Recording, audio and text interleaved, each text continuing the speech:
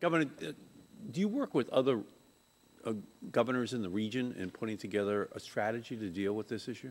Well, we've worked with governors in the region on two fronts. First of all, we had all of the governors in New England together to discuss common ways, or really to trade best practices around efficiencies and to help prepare for the coming winter. We did that in July, and it was following that we wrote to the President and to the congressional leadership asking for the full funding of LIHEAP and the weatherization program, precisely the action that you took in the continuing resolution. So again, thank you for that. The outcome of the winter energy cost task force that I mentioned earlier, the recommendations that will come from that from Massachusetts, we will share with our colleagues around the region, and we've been taking some of their counsel as well.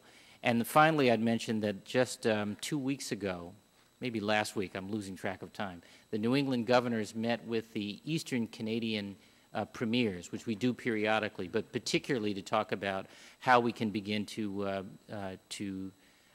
economically get renewable energy generated in Canada down into our region. No, that would really be a huge breakthrough if we could accomplish that goal. And you put together a joint task force this past summer in anticipation of the higher energy prices this winter. Right. Could you talk a little bit about that and the lessons that other states might learn from? Well, we'll have those recommendations within the next week or so, Mr. Chairman. They are due at the end of this month to myself, the Speaker, and the Senate President. They took testimony from around the Commonwealth so that we were getting practical and not theoretical insights. LIHEAP was a part of that discussion, but not the sole part by any means.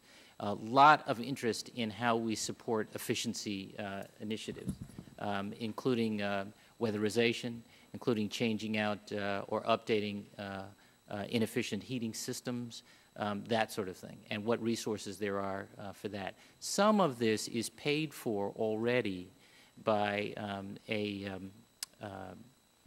added charge on utility bills. And we have, and I've used my own, sort of bully pulpit to encourage residents to get those energy audits now before the weather gets too cold so that they can begin to prepare.